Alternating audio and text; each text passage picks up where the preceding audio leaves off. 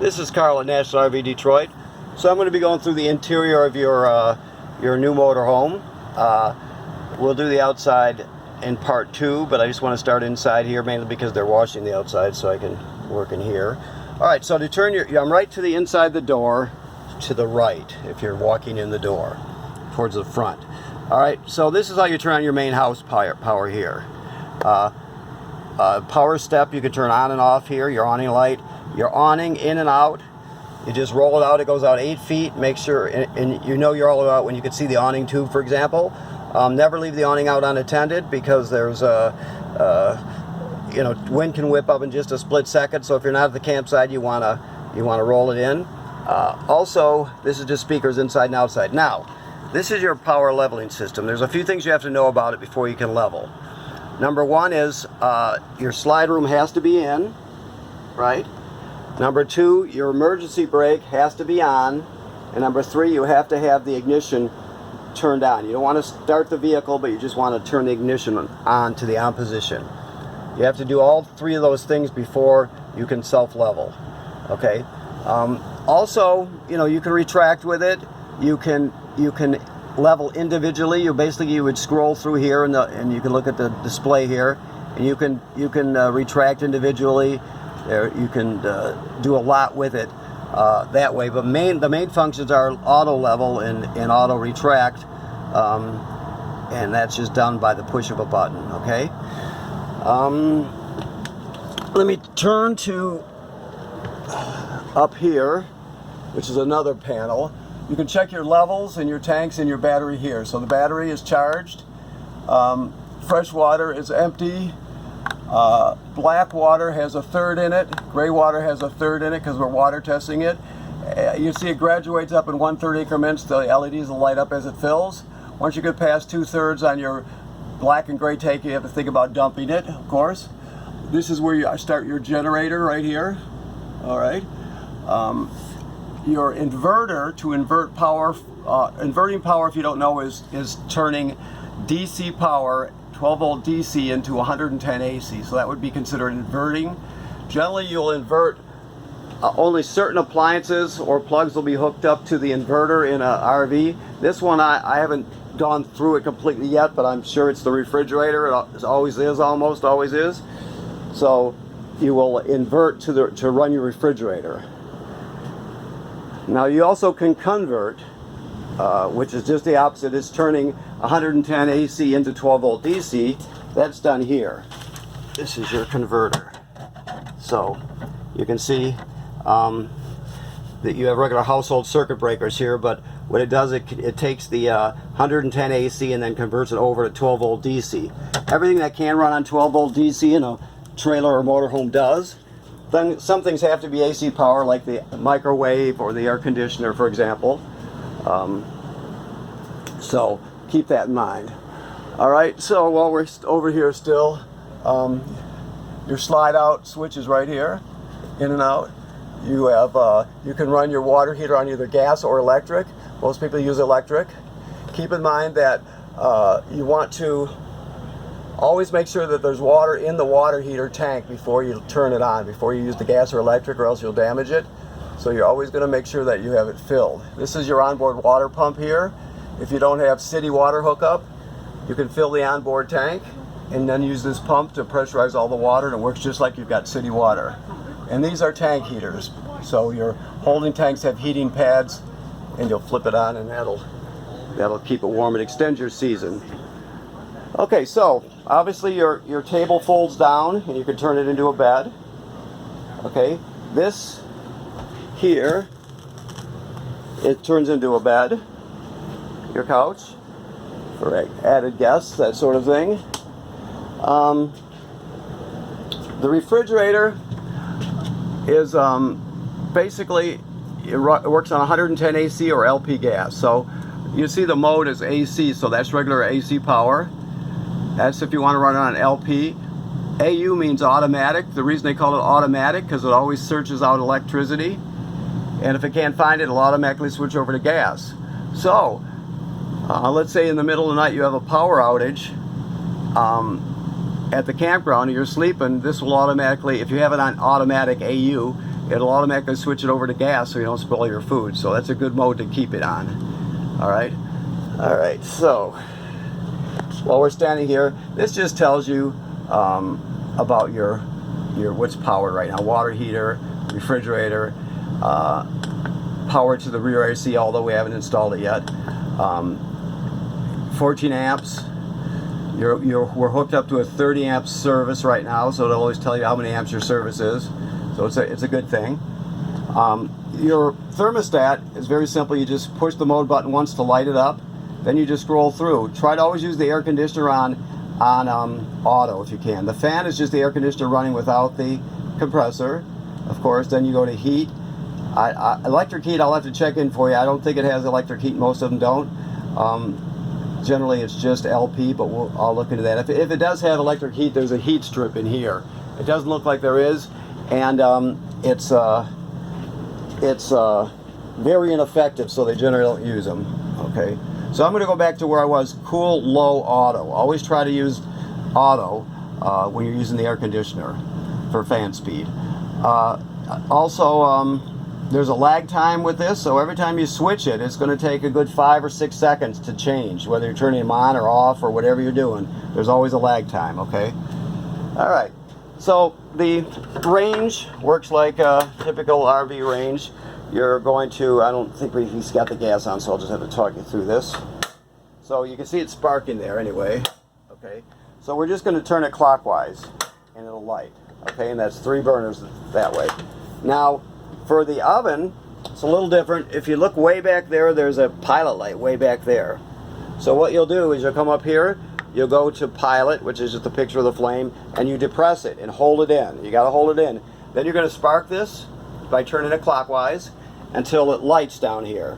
When it lights, you're still holding this in. You hold it for another 10 seconds or so to heat it up. You go to operating temperature. It'll cycle on and off like an oven does, but when you shut it off, obviously the flame goes out, but so does the pilot light. So each time you use this, you have to relight the pilot light. Always travel with your cover down. Okay, this works like any other microwave. It also has a vent fan and light. 2 speeds and then light. Okay. Other than that, it works like a regular microwave. All right, so let me look around and see if I've forgotten any appliances here. I think I've covered them all. That's your antenna. It just rotates now. It doesn't go up and down like they used to. All right, this device here is the carbon monoxide and LP gas detector. So it should always be green like that. If it senses a buildup of carbon monoxide or propane, it'll go off.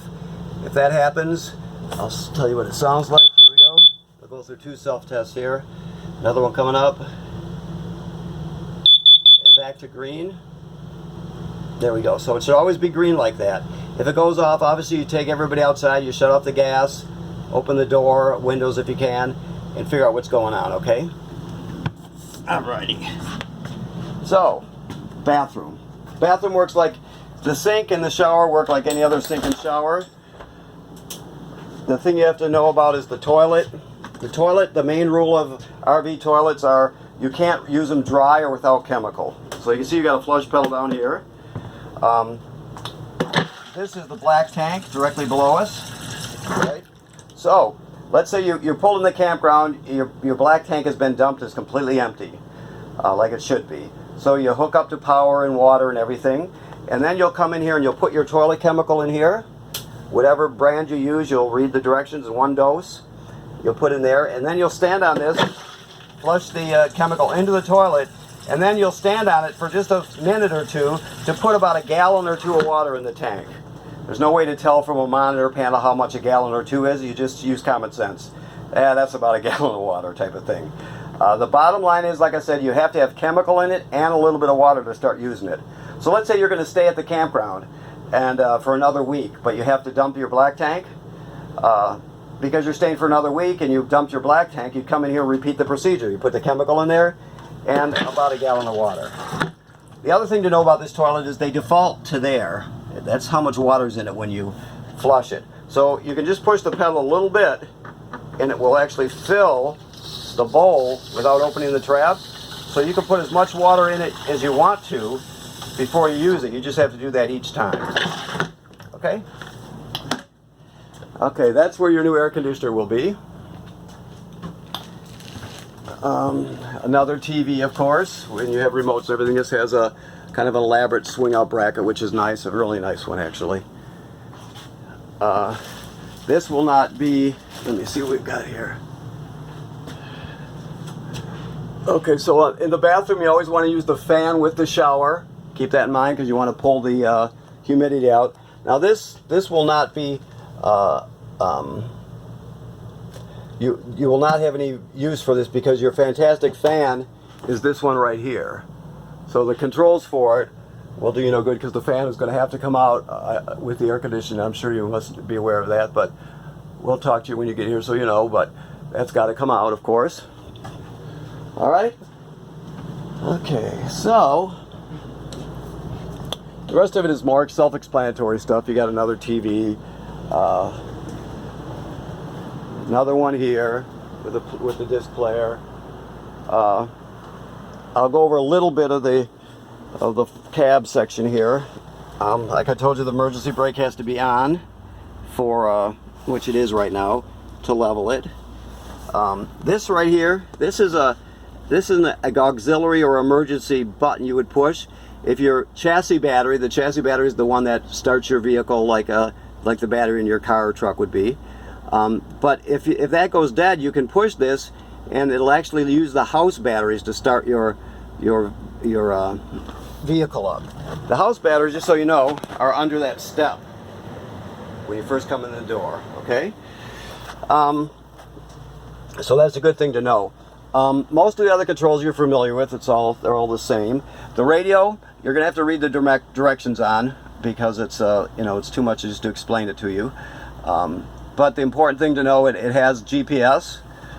You can stream off USB sticks, which is great. You can take all your albums with you on one stick and have all your favorite stuff with you. It has Bluetooth, so you can hook up wirelessly and stream from your phone or tablet. So it has all the stuff that you would normally need. All right, and you can also, I'm assuming that, I don't know if this one has a backup camera or not, so I better not. Well, anyway, I don't know, so I haven't been back there. But if this does have a backup camera, you will also be able to see it on the screen. Okay. All right. So that about covers it. The rest of the stuff you will recognize, of course. The chairs do swing out and around, and they do a lot, position-wise. So, like I said, we're still cleaning this up and prepping it, as this came up really quickly. So what you're seeing is some stuff's a little bit dusty and dirty still, and there's stuff laying around, but that's all because we're in process here. All right, so I think we've got it here for the inside. There's always something we need to go over again, but there are plenty of online videos. Every appliance has an online manufactured video. You can always call us. So we can always get through it. This virus we have to do these videos because of the virus. Those are the rules now, so it kind of makes it a little tough, but eventually I'm sure it'll all pass over. Maybe, hopefully. So, okay, just little things here. I just want to show you that this is a water filter with a wrench for the water filter. You can install this in the water compartment outside, for example. So you can filter the water if you choose to. It's just a carbon block filter, so it takes out sediment and chlorine plus the taste and the odor. It does a good job removing that. A lot of people don't drink the water, but they still don't like, in some heavily treated areas, when you're camping, these rural areas, they'll have heavily treated water or just well water that has a bit of a smell to it. So it does clean it up that way too somewhat. It's not as good as obviously a double filter or a reverse osmosis or anything like that, but it still does a good job. Okay, so we'll go through all this stuff for you too here. This is just all your remotes. These are just legs that they saved for your TVs, which you don't really need because you don't hang it. I'm not sure what this is yet. I gotta know though, so give me a second. I see battery. Another remote, maybe? Yeah. It's the radio remote for your vehicle radio. Okay. Good. Okay, yeah. So we'll like I said, we can work with that. These pigtails you see here, these are just for different applications. They give them to you, these harnesses, so you can do different things with it if you want to add on certain things. They give you the means to do that. So you can talk to our technical guy, Kyle, about that. He'll know more about that. So okay, all right. So this is just part one of the video, and it's the inside. So I'm gonna do part two, and we'll pick it up from there. Part two, we'll go over the outside of the trailer, the water system, how you fill it, how you fill the fresh water tank, all that stuff. So, okay, I'll see you in part two.